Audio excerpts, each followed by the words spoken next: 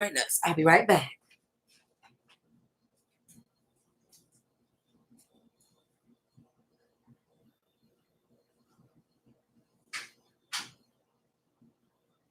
Okay, I am here. I am waiting for Juice.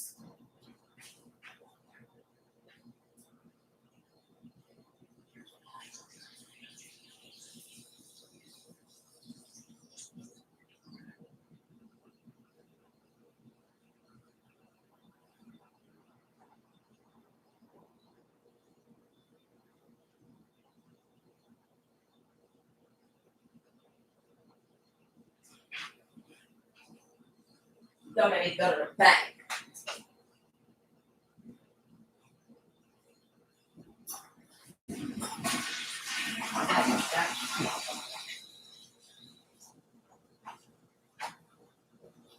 All right, let's get to it.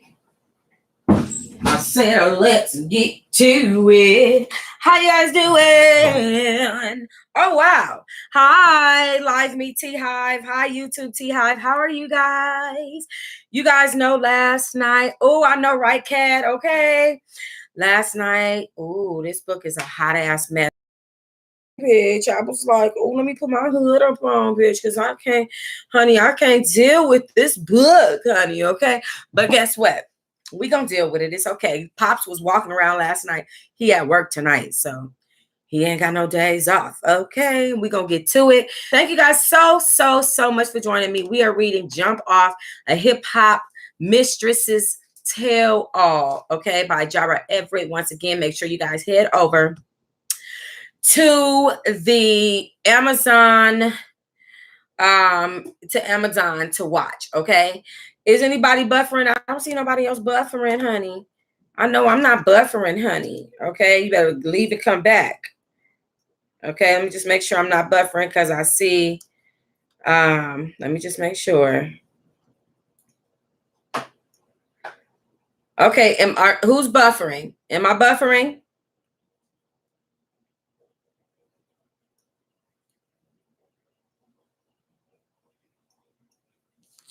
Are we buffering? Okay, great. So I'm glad that we're not buffering, because I don't have time for that. And I really don't want to be doing that with my time. The buffering shit really gets on my nerves, especially with YouTube. Hi, Richard Greenlee.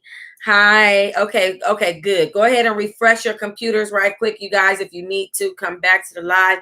Do what you got to do. But make sure that we are not buffering, because you do not want to miss none of this.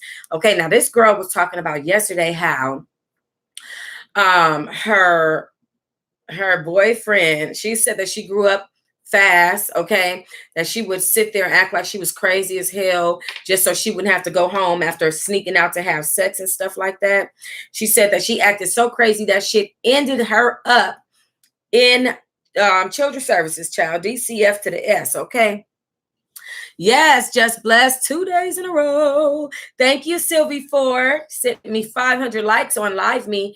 Live Me, I am a YouTube blogger. Go ahead and join me on YouTube at the same exact name that you see here on YouTube. And then YouTube, make sure you go to the Live Me app, download that, and do the exact same. Guys, you was wondering if I have a man. No, I do not have a man. I am single, singly sing, okay? I do not have a man, okay? No ring on this finger. Ow. I ain't got no ring. Hey. Okay, let me calm down. D-Lover said, okay, Richard. Okay, anyway, so this girl was sneaking out from home. Then she ended up growing up. She got her a boyfriend, okay? And this boyfriend wanted to suck some dick, y'all, okay? Excuse my language, okay? He wanted to suck the peeny wean of the weanness. And it made her look like, okay, it made her look at him differently. Like, who wants to be with a man that is sucking on some dick? Somebody tell me. Anyway, he ended up going to this man's place without her, And she watched him sucking his dick on camera and all that good junk, and she decided to leave his ass. And then she went into different classes of a jump off. Child, we went from A, B, C to the D. I think we even had E and F and G. I don't even know, but if you don't remember, you can always go back to the last video. Okay.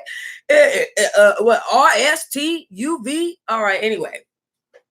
Not an eggplant, a pickle, and a banana. If you don't stop me, you don't need it that all that hard. Come on now. Oh, God, here y'all go with these eggplants. I'm about to die. Okay, let's get into this reading. Y'all are wrong for that. Y'all are so wrong. Oh, my God. The truth behind the lies. By no means am I here to say that what a person does is right or wrong, because it's their decision to make. I'm just introducing you to the world of jump offs. For the men, maybe this book could give you a chance to change in attitude when it comes to infamous jump offs who will wreck your families. If you don't want that to happen, stop demanding sex from them. You already know that most people who want a career in the entertainment industry are hungry and thirsty. Many people cannot afford to pay their way through the door with cash money. So if you're asking for sex, you will most likely get it. So what will a hungry and thirsty ass young female do to have that success in the entertainment industry? Of course, use her moneymaker. Screwing a person who can help you is better than screwing a different so-called boyfriend at the time that you have to feed with your McDonald's paycheck. I'm not talking bird language here. If someone calls you a whore because you're after something greater than a fast food paycheck that you can barely feed a family of two on, oh, well, let them preach. If you just screwing anyway, you might as well screw somebody who is willing to help you. No, Zena, no. Who I'ma choose? Who I'ma choose? Who I'ma choose? Who am I gonna choose?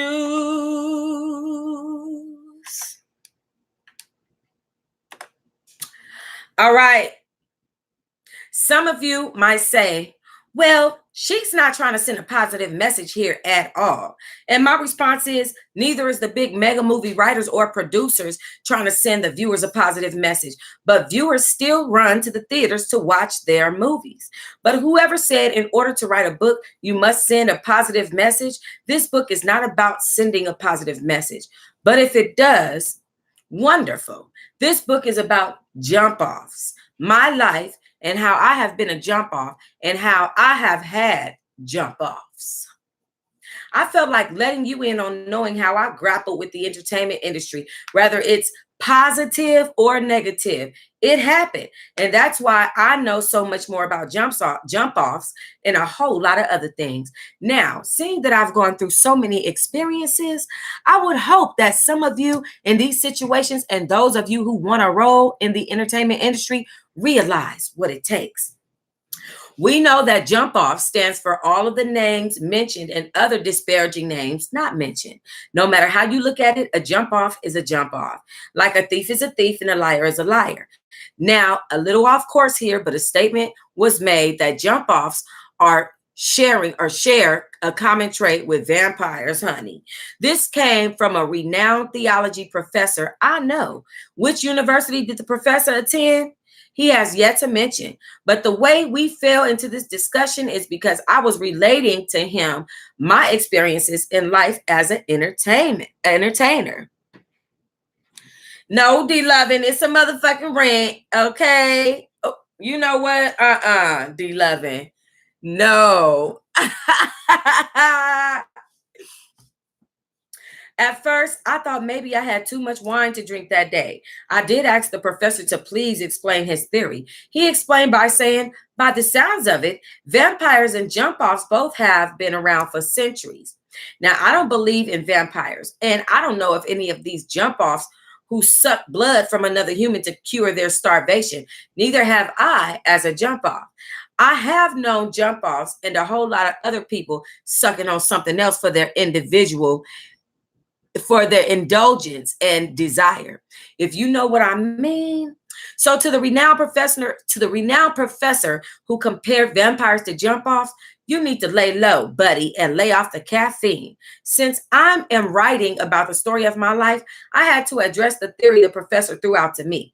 I thought it was necessary to write this book to inform you of what to expect when you get involved with the entertainment industry. I do know that sometimes we fall short and end up in the path of darkness. If you stay on the path of darkness, we all know that could lead to destruction. I started that path, walked it, and then got the hell off it. Got back on it again, then jumped off again. Child, she did a Kendrick Lamar. He built the building, burnt the building, built the building just to fuck again. I'm just saying, okay? The way you fall into a dark path, such as a jump off, is mainly due to the fact that you don't know when the lying bastard is lying. Point blank. As I said before, it has happened to me too. Although if I had to be a jump off, it was no sweat for me to be one. But I also fell into a pack of lies as well from a guy who hid the fact that he had a chick already at home. For most people, by the time they realize they're the victim in this situation, they are an unpremeditated jump off.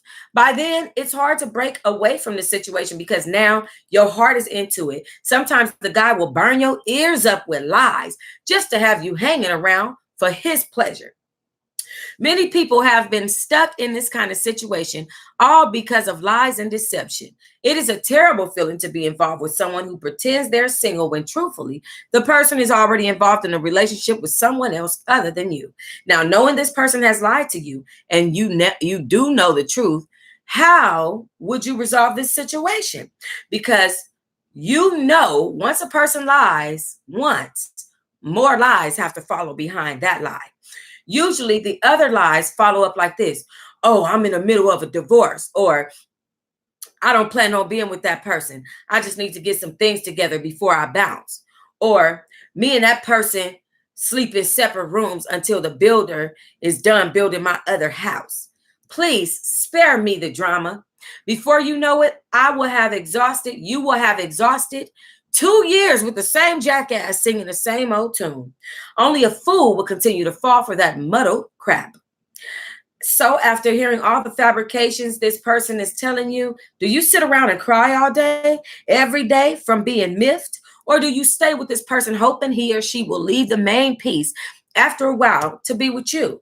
You already know that if you stay in a situation, you are the side piece, and that makes you one of the jump offs, whom is in a state of denial that you are an unintentional jump off. Again, there are a lot of situations out here like this, and a lot of people will stay with a jackass. You would actually hear them say, there is no way I could be a jump off because I didn't know he had somebody else in the picture. Oh, please. I'm still smiling. So because the jackass has lied about his situation, you are now compelling yourself to stay in a situation with him. Well, you have just subjected yourself to be this man's unintentional jump off. Then on top of it, you think that giving the liar an ultimatum to choose between you and the chick who you had no idea existed will make a difference. In all truth, it will not change who and what you are. Okay, let me soften up a bit here for the more sensitive people. I know when a person has been lied to and they want to give an ultimatum, it's usually because they want to buy more time to prepare themselves for the grief. This is how most ultimatums come into play by the enforcer, referring to the jump off who finds out they've been lied to. It's either me or the other bitch. Well, I will say, since the other chick has had the man first, let her keep that perpetual liar. However, even after giving an ultimatum to the perpetual liar to leave his number one chick, he has at home to be with you. How can you be so sure that he won't do the same thing to you that he did to the last chick? And if he doesn't break it off with his main chick to be with you, what would you do? Would you still hang there to dry like an old prune? But to let you tell it, you could never be anybody's jump off. You might want to rethink that one real long and hard. I get a thrill out of making it known to a person that they are no better than the jump off who goes and seeks someone who is already wedged. And that jump off is the same one that you and your girlfriend have sat around and talked about. And now you are wearing that jump off's shoes. So with that said, it doesn't matter what you think or how you think about yourself or what excuses you make up for staying in a relationship knowing you are a piece of ass on the side, bitch. Sorry, y'all. That was personal. I hope she reading this. I hope she listening to this. Bitch, I hope you hear what I'm saying. Okay? Use a jump off. Okay?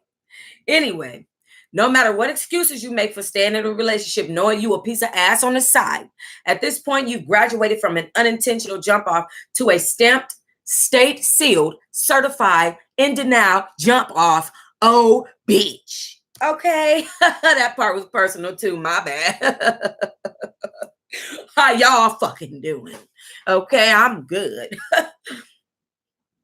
Hello, all the single ladies, all the single ladies. Hey, no, no, oh, no, bitch, don't make me get up and dance, okay? Don't make me get up and dance, okay? Fuck them all, fuck them all, fuck them all. Okay, now I'm laughing and I love it. Right, Melissa. Being a jump off at this point is not something you dreamt of being, but it is what it is. Although you might not have known it going into the situation, you know now to rear up and hike away once you find out you're the second lingering piece in his wedge of perfidy. No one is stopping you from leaving that situation, girl. On the other hand, some jump offs do seek to take your significant other away from your so-called happy home. I say so-called happy home because if it was happy, neither he or she would have a jump off in the first place. I had to get at 5 claps. No, wait, 2 snaps and a round of applause. Right, D-Lovin'. Okay. How successful would a jump off be at captivating your significant other? Question mark. That depends on how durable your relationship is. Or imagine you leave your significant other for the jump off and then you believe you got something good, right? Well, you in for a big surprise, bitch, because that same jump off is on his way to the next victim. I love it. So, to all you players, know what you're working with when you're messing around with a professional jump off like me, when I want to be, before you classify yourself as Big Willie. Predictability, your relationship with a premeditated jump off will not work. Period, poo, exactly. Your relationship with this premeditated jump off will not work, bitch. Okay. You will always have it in the back of your mind how you propertied. What is this word? I'm gonna call it propertied. The jump off. How you obtain the jump off. Okay. You will be sucked dry and left alone if you do not have or cannot provide everything that jump off needs. I know. I'll just flat out tell you, player, don't ever leave your girl for a professional jump off. What she say? What did she? Don't ever leave your girl for a what? A jump off. But you ain't got to leave me, bitch, because I'm out. Okay.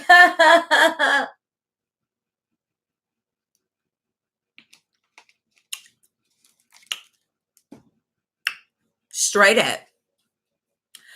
Once you're sucked dry of all your goods, that jump off is on to the next. Professional jump offs can switch on and off like that, like a remote control changing a TV channel. Now that you know the meaning of a jump off and we know the different types of jump offs, let's modify jump offs to know what their jobs consist of. The main job of a jump off is to customize a person to satisfy their own desires. Typically, a jump off will jump on your ship and have you collapse before you hit shore. But that's not true for all jump offs. Again, I am in no way saying how you should live your life. This book is for those who already know what a jump off is and for those of you who do not know. For those of you petrified by knowing what a jump off does and that they do exist, you might really need to tune in to this book. Jump offs are the reason why a lot of women have so many infidelity problems with their loved ones. If I had a loved one, I would simply ask him if he had a jump off. I'm not a jealous person at all. So if a dude I was seeing had a jump off, so be it. Have it your way. At least I know. What I realize is that a lot of people are afraid to have any type of discussion about jump off, but it's no secret to our society and shouldn't be treated as such. Anybody can be a jump off, like an actor or actress, singer, dancer, or just regular old folks. This is not something that the church wants to hear, but even the preacher and those who sit in front of the congregation can be a jump off. Girl, you ain't never lied. Oh, church hoe. Okay, then with the church and called her about 2-3 deacons, child. At 18, I dated a preacher, and of course it involves sex. I also learned that there are words used to judge a preacher who dates without being married, especially if that woman is spending nights at his place. I heard people say, that's a jack-legged preacher. When the church folk pass judgment on the next person, it leads that person to believe he or she has not lived for the church it leaves that person when church folks pass judgment on the next person, it leads that person to believe he or she has to live for the church instead of living life for him or herself. Then too, you live your life as one big lie. I'm not saying that everybody does it. I'm saying that most people will do it. However, I know my ex was on Sunday morning TV preaching to the congregation after we left his house together because I had stayed over on Saturday night in his bed with him having mad sex. So I'm just saying to the church folks, you all should stop with the judging thing too. There's no use in getting irate about the reality of this subject. It makes no sense writing about something I know of so well if I'm not going to give it to you straight up. Hot or cold, big or bold, it is what it is, and it is what it was. Now, there is factual evidence that some pathetic bosses in corporate worlds do cross the line and make it known that you have to jump off the top dog in order to move up in the company or to get a position that you dream of having. I worked short-term in the corporate field once and had a boss who told me that all I had to do was look good to keep my job. I used it to my advantage and I wore the shortest skirts I could find. So when I took a file to his office, he could damn near see my ass if I had to pick something up off the floor. The female VP did complain, but I didn't care, because I knew as long as I gave the boss what he wanted, I was secure my job. I was able to make 2-hour lunches because I gave him what the hell he wanted, which was to see my legs, and I got what I needed too. Sorry, y'all. For those of you petrified of being a jump off, ask the person you want to get with if they have a significant other instead of assuming they're single. Some men will not volunteer that information that they're already in a relationship. This is why I say to wives and girlfriends who play housewives, do not always hate on the jump offs.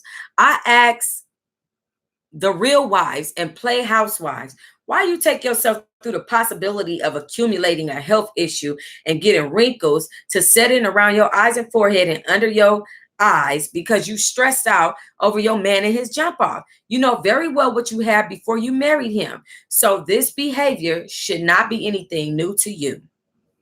At the end of the day, as long as he is taking care of you and paying those luxury high-priced bills, as I said before, let Joe be Joe. You cannot tell a grown man what to do. And if a man wants to do it, you better believe he will find a way to do whatever it is he wants. Jump offs aren't going anywhere. When one is gone, another one comes along. So until your so-called man or husband matures enough, listen to my words. Until your so-called man or husband matures enough, right, to stay away from jump offs, you will continue to be involved in drama. Bitch, she said that. Well, I can't lie. I've been going through a little something, you know. Thank you, Ty, with a little jump off situation. And I got to say that this girl definitely keeps it real. I appreciate it. The focal point of this book is to open up the minds of individuals to let you know about jump offs. I am only writing the story of my life, and what makes my life so interesting is the fact that I've had jump off experiences with some well-known people. Whether I was the jump off or they were my jump off. Face the fact that most female jump offs do hold the power between the thighs. Then again, nowadays, things are sort of different. My gay friends seem to have more jump off experiences than I did. So as we get into the story of my life, please know that I'm not by any means trying to tell you how you should live your life. If you are a jump off or if you have had a jump off, it is your life and you have to live it. I can only share with you my experiences, and hopefully you'll gather some insight on how things truly are in this world. Moving forward, I will reveal to you what it was like dating Robert Kelly before the world knew him as R. Kelly. You will know how he made me feel and why we were each other's jump offs. Then there was a moment with Martin Lawrence. If Martin was in a relationship, I didn't know about it. I would meet Martin and continue where we left off. Yes, I would. Then my dealings with Suge Knight were different. People would still ask me today, what was it like to date Suge? My answer to that is preparation. Take the good with the bad. He's a man, not a monster. Then Tupac, rest in peace, was a clever sweetheart. The Tupac I saw in interviews wasn't the Tupac I knew and lived with. He had a dear soft spot that the world knew nothing about unless you knew him. Then I had a 6-year relationship with the ladies' man, Mr. Robert Jackson, who was married to a very unattractive woman. I mean, I wanted to believe she was a woman. I do have a friend who is a TS with a striking resemblance. He wasn't even a celebrity, but he had more jump offs than George Clooney. Later, I went out with producer Jazzy Faye. My man Crush Monday. Hey, go Jazzy. Y'all know I always got Jazzy on my mind. That's my man Crush Monday. Okay, let me stop. Okay. Later, I went out with producer Jazzy Faye. Butterball Turkey is the name that I used when I was with him.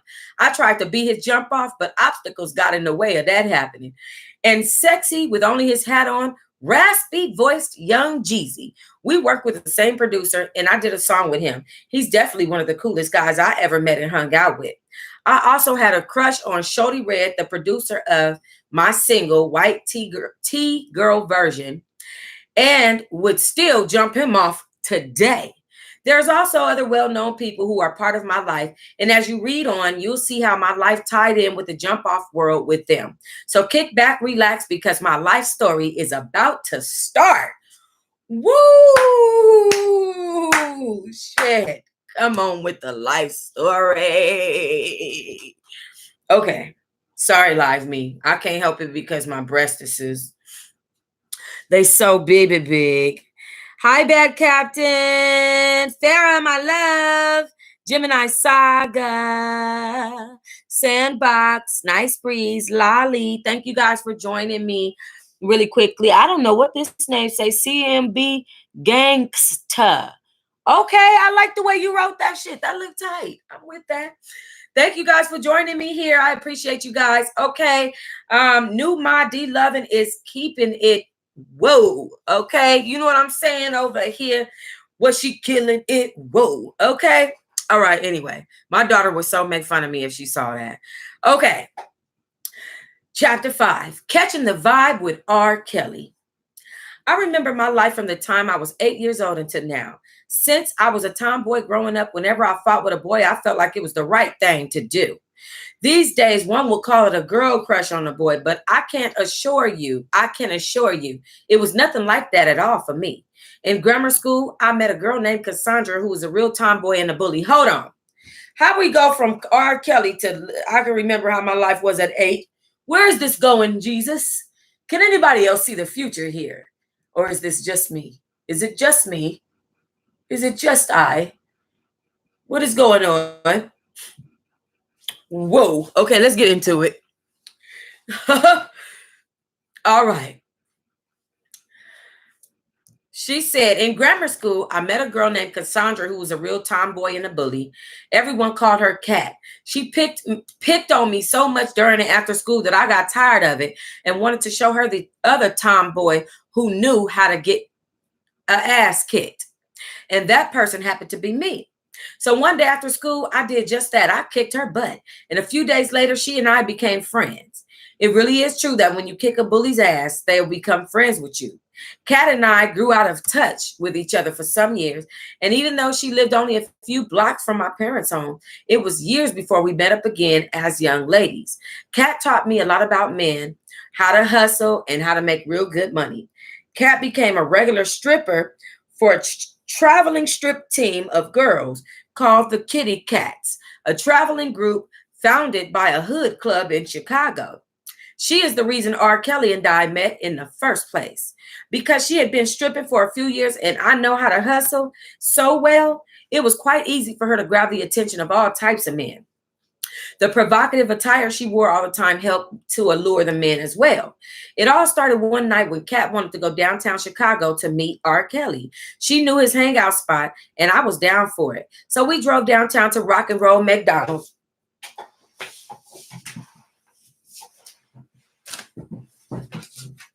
Bitch, not the McDonald's. Oh, shit. Not the McDonald's, bitch. Not, oh, God. Not you drove. Jesus, I can't handle this. Oh, God, I'm dead. Whew. My bad. I died. I had to resurrect. I'm sorry. Jesus. I'm sorry. Okay. So we drove downtown to the Rock and Roll McDonald's, and sure enough, R. Kelly was there. As we drove closer, I saw Kelly leaned against his car with a group of guys and a couple of females talking to them. After we parked and got out the car, Kat tucked in her stomach so tight that she could barely breathe. I knew of Kelly, and I heard very little about him, but I didn't have much of an itch for him. R. Kelly stared as we walked inside the McDonald's to order some food. Still, I had no intention of trying to get his attention because I thought he was just okay looking. Kat liked him and wanted to get to know him because he was popular, not to mention she thought he was fine. As we were standing in line to order food, Kat watched R. Kelly walk through the door and gave me the signal that he was coming in. Well, R. Kelly did speak, but he didn't really notice her. He was bold enough to come up to me, even though others were standing in the same line to order their food. I kindly introduced myself to him, and I introduced Kat to him too. If looks could kill, he would have been dead that night because jealousy had fallen all over her face. Kat wanted him bad, and after she realized he had no interest in her, she pretended as if he was nothing then. Kelly paid the little $3 and something for my meal and asked if we could get together sometime. At that point, I was more interested in him because Kat thought she was more of a trophy winner in all of the men. Kat thought she was the trophy winner in all of the men. Okay. So she was more interested because Kat felt like she could pull that before she could. Okay, let me just say something.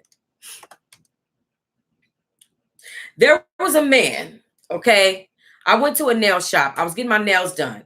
There was a man who bought a girl in there, and she was like, I need my nails done and my toes done and my eyebrows done and my eyelashes.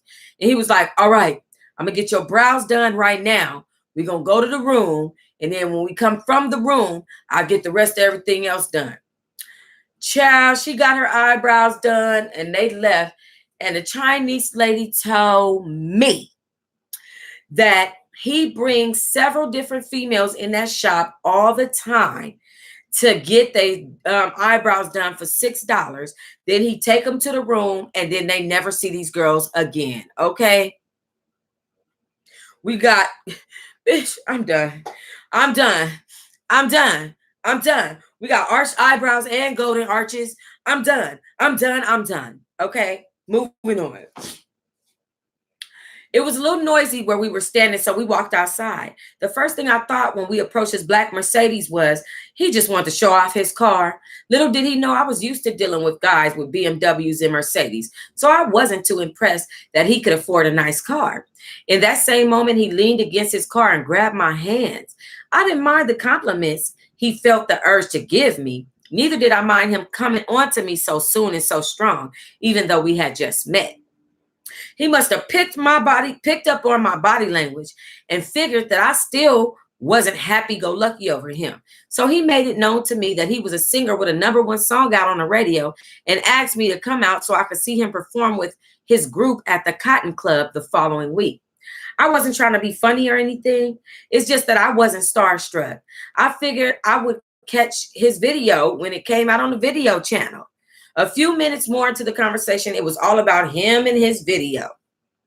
What caught my attention was I brushed up against him and felt something long down below his waist. Funny, but my imagination ran wild. He moved so fast, we almost kissed that night. A few minutes later, my tongue would have been locked with his. Cat came out the McDonald's and halts in the little connection Kelly was trying to establish with me. Oh, and halted the little connection R. Kelly was trying to establish with me. I rushed my conversation with Kelly because she suddenly was in a hurry to get back to her place. Kelly wanted me to stay and hang out with him and even offered to take me home, but I couldn't stay because at the time, Kat didn't know how to drive. It was all good. We got back in the car and left. Kat made it a point to tell me that R. Kelly was a freak and is known to mess with a whole lot of girls. That didn't stop me from wanting to get together with him. I was hoping he would call so that I could see how big of a freak he was. I remember going home that night and turning the TV on to catch his video late that night, but I fell asleep. He never did call me, so I finally called him and we talked. R. Kelly was the more vocal one, and I was pretty much the listener. He claimed he was so happy I called because he had lost my number. That wasn't it. He had gotten so many phone numbers from different girls, he didn't have time to write my name by my number. Boy, dealing with R. Kelly, a fast mover, you better learn the game quick is all I could say. Right? Big old freak. Big Kelly, big old D. Hey, he don't make him wait for the dicky. Give it to him in 2 pieces. I don't know. Give him a biscuit in a 2-piece. Feet on the bed. Hey. Okay, anyway. Right. He couldn't even read your name. Talking about, who is this? Janet? Jane? Janice? Jupiter? He don't know what the name is. Okay, y'all, with these cucumbers and these damn eggplants. Y'all are so stupid. Okay, anyway. Boy, dealing with R. Kelly, a fast mover, you better learn the game quick is all I can say. I was inquisitive about his music, that he invited me to the studio for one of his sessions. Since Battery Recording Studio was out of the way from where I needed to go, I told him that maybe another time I could come and watch. I was excited about meeting him and going out with him, but he didn't need to know that. The next day, he picked me up and we went over to eat at a soul food place. Thank God. I learned a lot more about him as we laughed and talked. He was fun to talk to because he had a great sense of humor. As a matter of fact, from the time I knew R. Kelly, I don't remember one time where he caught an attitude about anything. He always seemed happy with life. By midnight, we were both tired, and he asked me to come back to his place. I knew I would drop my panties to this man quick if I was at his place, so I held out that night too. If I had gone to his place, it would have been on and popping. I wanted more than just that moment with him. And with all the girls he had at the time, I didn't want to be forgotten about after one night. I wanted to have sex with him on my time because at the end of the day, he would still have plenty of women knocking his drawers off. So knocking me off was like a piece of cake. But I wanted to make him wait to eat this cake I had to offer. The restaurant had already closed, and we both ignored the fact that it was late, but the owner didn't mind. He knew R. Kelly, so he kept the doors open for him anytime he wanted to be there. Somehow the subject of sex came up, and as we talked about it more, I got moist and hot. Okay, so guys, my dad's wife is upstairs. I'm a little loud, so I'm going to just go ahead and bring it in a little bit. No, I'm just playing. I'm going to go ahead and bring it down just a little bit on this part because I think it's about to get nasty. Okay? And she just came from church. You understand what I'm saying? All right. So the next thing I did was the touch and feel test. That way I could get somewhat of an idea what he was working with. Sometimes it could be hard to tell what a guy is working with if his jeans was loose. That's why I love sweatpants. When a guy gets hard, it's easier to feel the true size of his dome. I didn't have to ask R. Kelly if I could feel his manhood. He grabbed my right hand and placed it there. Then we kissed. I wanted to suck on it right then, but I decided to spare the owner and the cook the free show that night. He tried talking me into going home with him the entire time we sat there. I didn't make it any easier unzipping his pants and stroking that meat. I felt like it was nice. I imagined having sex with him right then. A part of me felt guilty because I was going out with a preacher guy at the time. Bitch,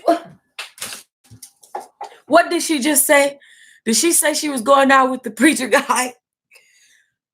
Well, I ain't gonna even say nothing. Put that eggplant up, Roger Robin. Oh my God, Jesus. All right, I'm gonna pray for the people.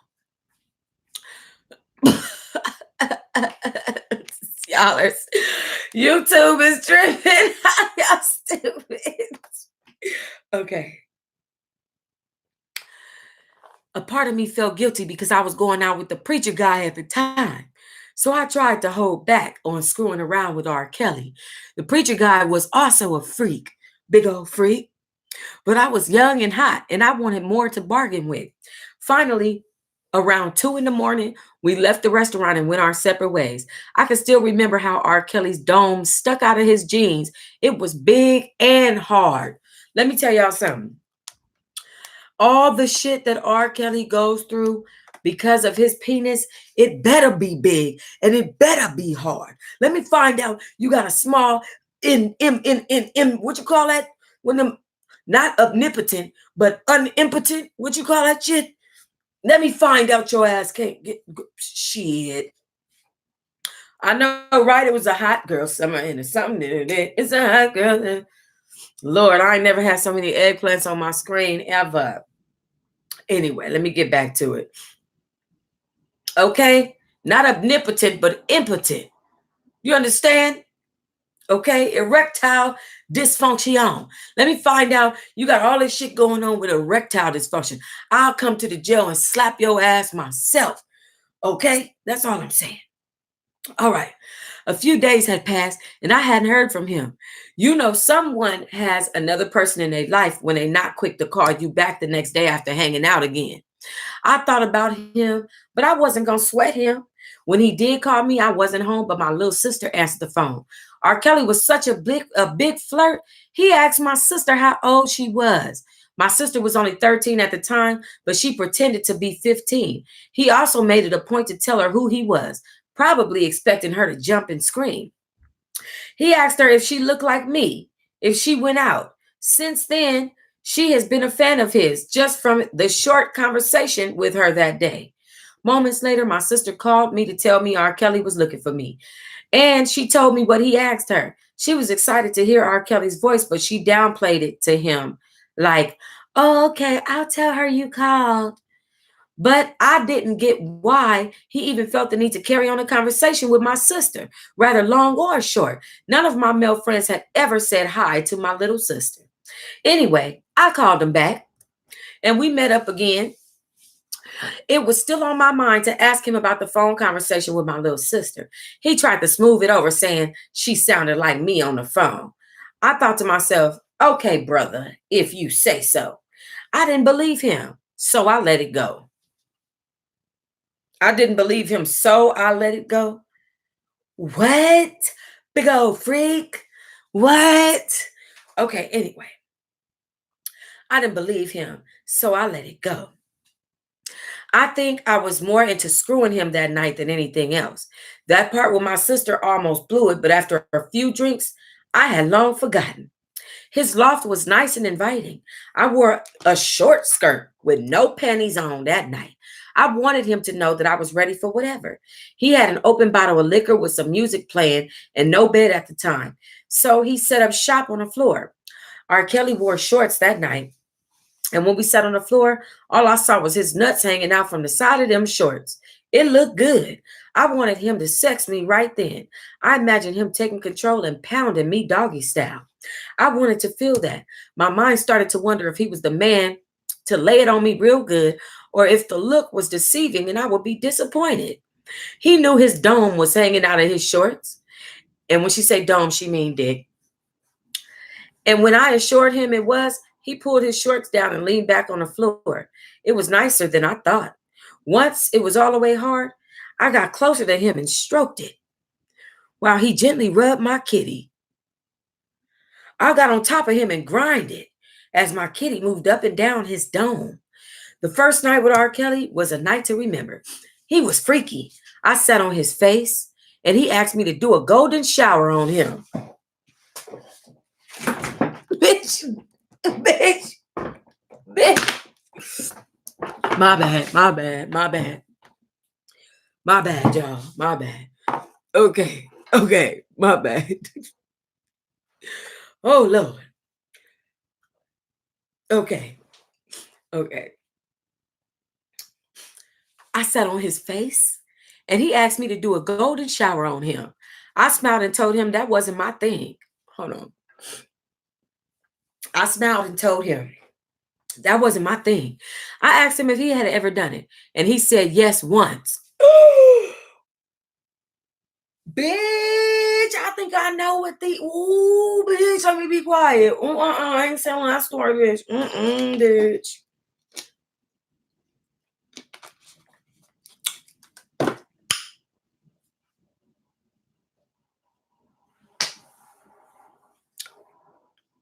He was sexy and all, but I couldn't bring myself to urinate on his face. It was our first time together, and what might have been sexy and freaky to him was not sexy and freaky to me. Golden showers are not sexy to me at all. It wasn't then, and it still isn't today. However, he did use his tongue to satisfy the girl.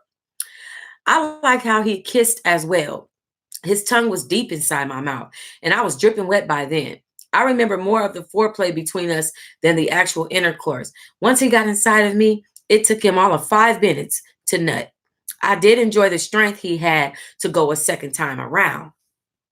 After it was over, we sat up and had more to drink and talk for a while. He asked me to stay the night with him, and I did. He told me how music made him feel sexy and good. His love for music was the same love he had for sex. I never asked him if he was involved in a relationship at the time because I figure what sense does it make to ask him knowing he probably has had sex with different girls all the time? At any rate, we used protection, so it didn't matter. My girl had already told me how freaky he was, so I had to see for myself. That's why you don't tell your friends about your man. Don't do it. I thought, who could be freakier than my preacher boyfriend? Kelly's relationship with me was more about sex than anything. Though sometimes we talk about music and other things dealing with the entertainment business. I was also interested in him because he was in the music business and I wanted to get my foot in the door. He could have screwed 50 women for all I care. I love a man who really enjoys the moment of pure pleasure, not someone who just wants to stick it in you. Don't think about pleasing the woman. Stick it in you and don't think about pleasing a woman. A man who thinks about his lady is sexier than a man who just wants to explode as soon as he gets inside of you. At the time I was involved with R. Kelly, I had no idea he would be looked at like a sex symbol. Truly, I had a nice time with him.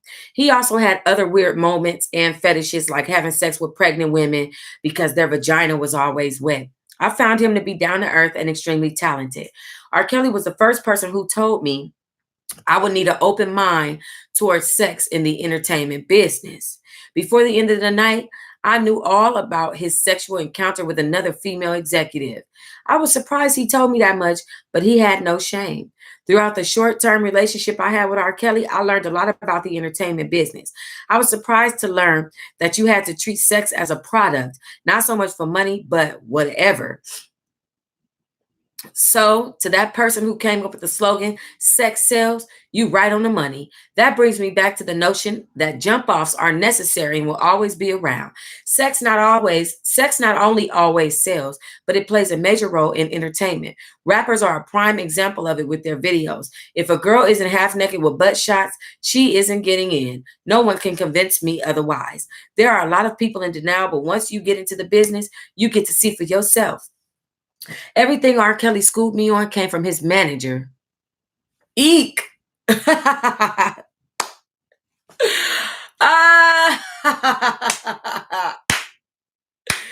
Dimitri.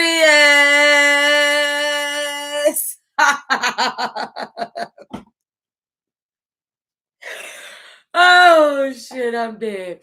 Barry. Oh, my God. Ooh-wee. Oh, shit, y'all. It's too much. Everything R. Kelly schooled me on came from his manager, who schooled him on how to react to sex in the business. I talked to his manager at the time on the phone once, and he put me in the mind of a freak himself. The first thing he said was, "Rob told me you look good, so he got to bring you to Woodland Hills." Well, I never saw the manager. The relationship between Kelly and I didn't last that long. I did like him, but at the time, his lifestyle was a lot faster than mine. It was a bit much for me to understand how the music business would take all morals from you if you let it. And that most people would go for it because the lifestyle is great. The fame is an addictive, and they want to be rich and famous. We talked about how he would always get that feeling, and one day he would be musically famous. After a while, the conversations became short with us, and there was nothing else to talk about. We enjoyed each other for sex, and that was pretty much it was all about. He did say he would help me get into the music business, but that never happened. Duh, look at Azriel and Joycelyn, child. Stop. But you could say anything to a young, naive girl like I was then, and she would believe it. Some guys will say whatever to keep hitting the pennies.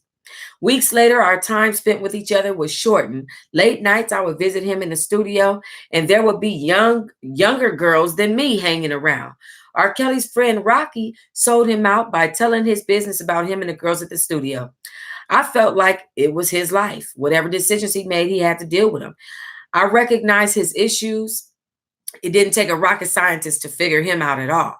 By then, I started to have a very heavy schedule myself.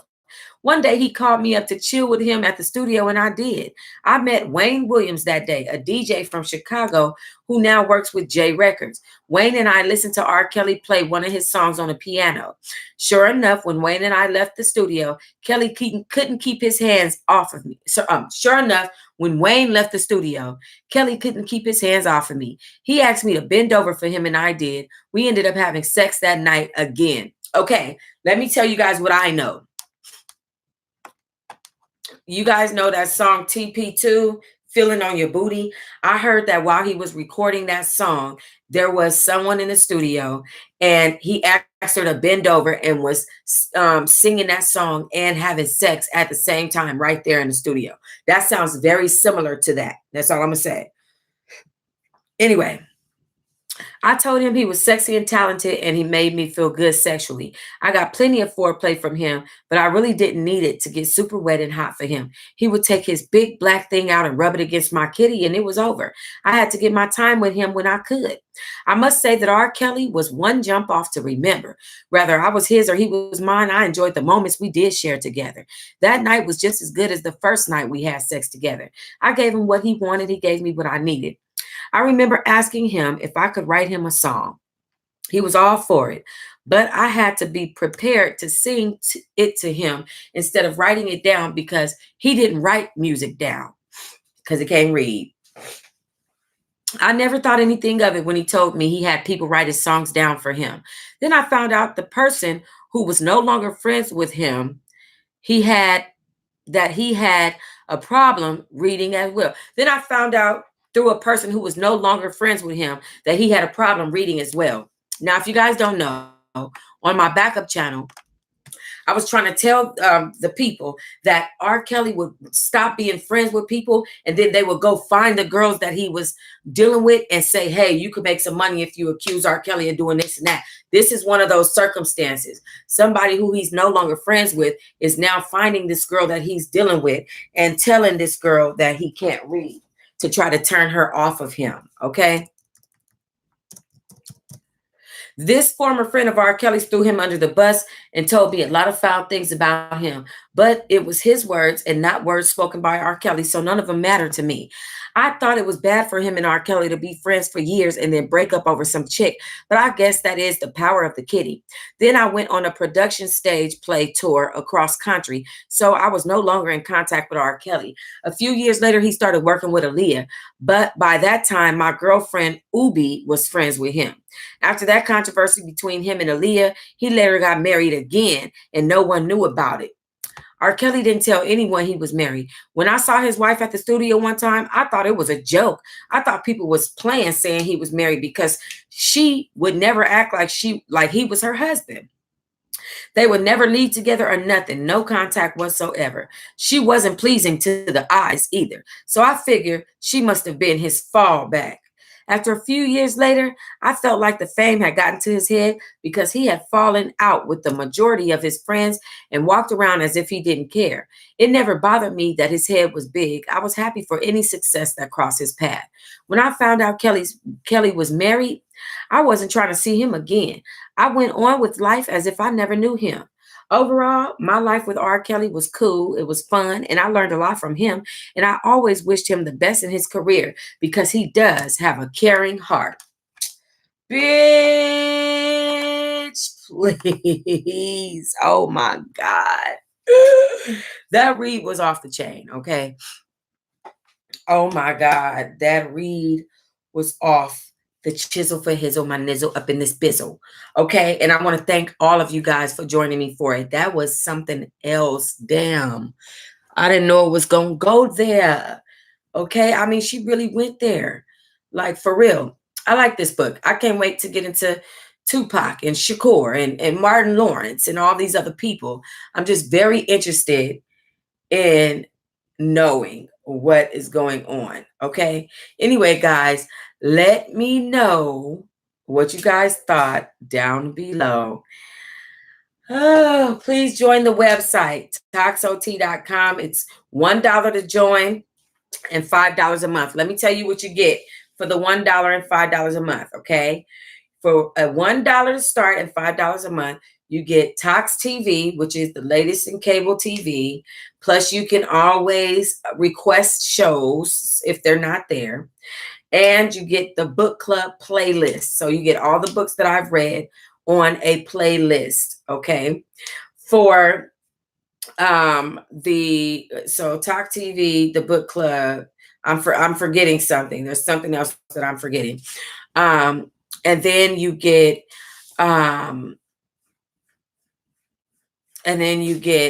for $5 to start and $10 a month, you get Tox TV, you get the book club, and you get 4 free movies a month.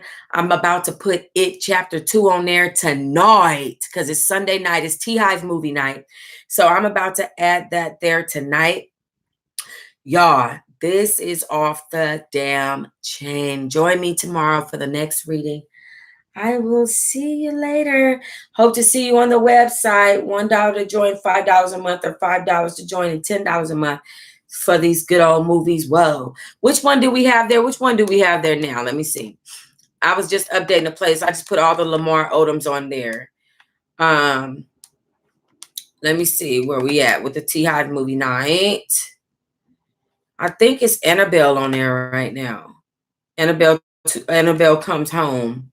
The 2019 one. Let me see.